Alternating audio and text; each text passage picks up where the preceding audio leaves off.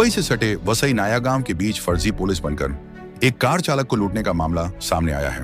पीड़ित दिलशाद अंसारी द्वारा दी गई जानकारी के मुताबिक 24 जनवरी की रात मुंबई अहमदाबाद हाईवे पर स्थित नाया गांव में आधी रात के करीब कुछ लोगों ने उनकी कार का पीछा किया और रास्ते में कार रोककर उनके साथ मारपीट की।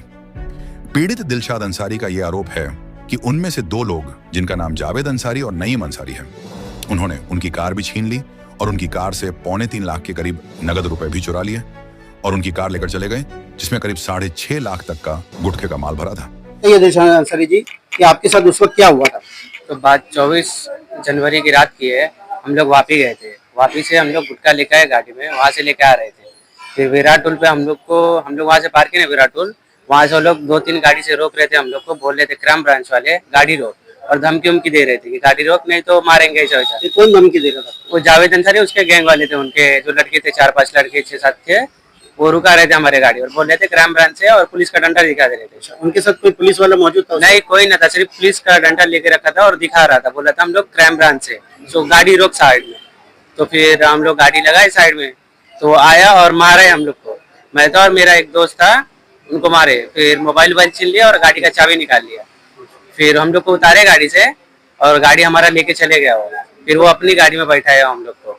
उस वक्त आपने क्या किया जब आपका मोबाइल छीना और आपसे चाबी ले लिया और आपकी गाड़ी लेकर गए? हम लोग, उसके बाद आप लोग ने क्या? हम लोग कुछ कर ही नहीं पाए। वो लोग 6-7 जन थे, हम लोग को पकड़ लिए थे और मारे और मोबाइल छीन लिए थे। तो हम लोग कुछ कर पाए ही नहीं और गाड़ी का चाबी भी निकाल लिया था, तो हम लोग कहीं कुछ कर ही नहीं पाए। उसका जब गाड़ी लेके चला गया हो तो बाद में हम लोग को साइड में बैठाया हुआ था गाड़ी में, वो अपनी गाड़ी में। फिर बोल रहा था कि तेरा जो पैसा वो तो ले ले, जो हमारे गाड़ी में पैसा था ना 2,73,000 रुपया, वो तो ले लिया। ऊपर से बोल रहा था कि 2 लाख रुपया और मांगा तो तुमको छोड़ देंगे, नहीं तो तुम्हारे ऊपर केस करेंगे। वो गाड़ी लेकर गए कहाँ? फिर आपको गाड़ी हमारा गाड़ी मिला कैसा? हमारा गाड़ी वो कहाँ न पता नहीं, वहाँ पे दिखा ही नहीं। हमारा गाड़ी लेके आगे चला गया था वो, और वो अपने गाड़ी में हमको बैठाया हुआ था और वहीं पे बात कर रहा था। बोल रहा था कि पैसा इतना पैसा दे तो छोड़ेंगे, नहीं तो नहीं छोड़ेंगे।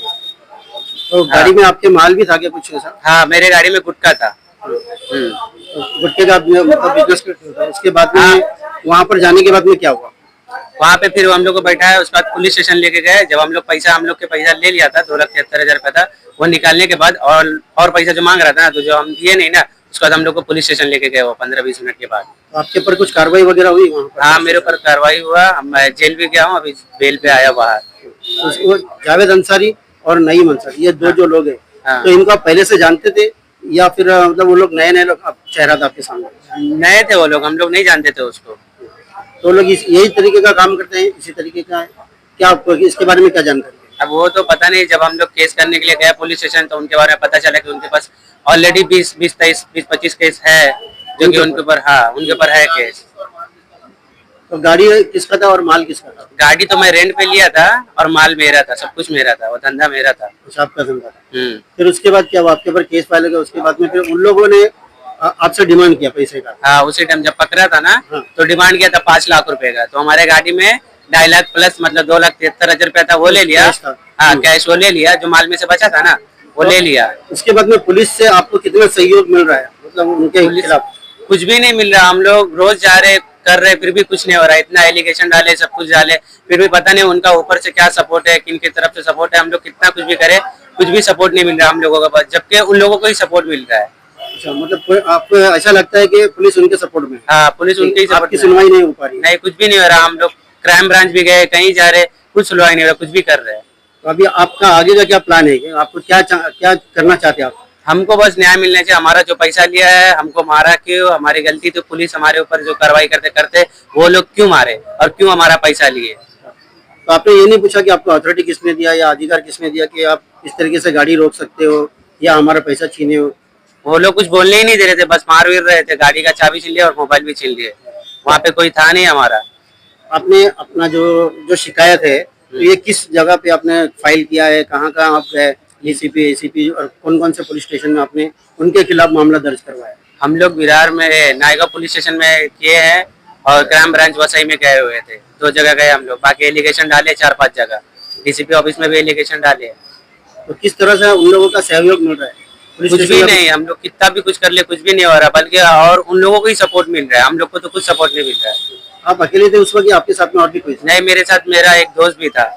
तो आप फिलहाल अभी वो भी बाहर है आपके साथ, दोनों हाँ, हम आप दोनों लोगों के साथ। दोनों के ऊपर केस फाइल हुआ था। हाँ, दोनों के ऊपर केस उसके हुआ बाद में था। आप लोग अभी जमानत पे रिहा हुए। हाँ, जमानत पे अभी हम लोग आए। और इस बात को कितना टाइम होगा जमानत पे रिहा होने के बाद में? अभी 2-2.5 महीना हो गया। हाँ, तब से लेकर आप तक आप इंसाफ की लड़ाई लड़ रहे हो। हाँ, 19 फरवरी को हम लोग छूटे हैं। 19 फरवरी से रोज हम लोग पुलिस स्टेशन जा रहे हैं, रोज सब जगह जा रहे हैं, लेकिन कुछ नहीं हो रहा है।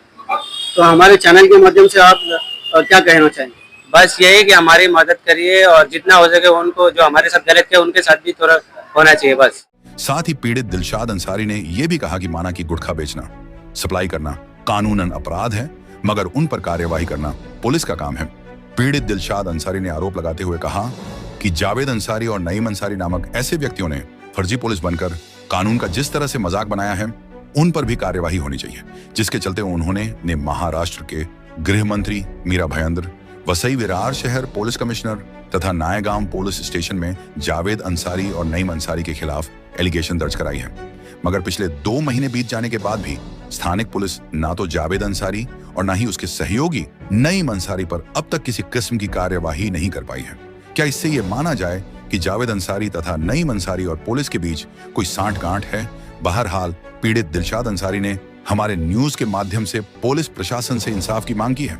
अब देखना यह होगा कि पुलिस जावेद अंसारी और नईम अंसारी पर कब और कैसे लगाम कसने में कामयाब होती है। Bureau report, express 9 news.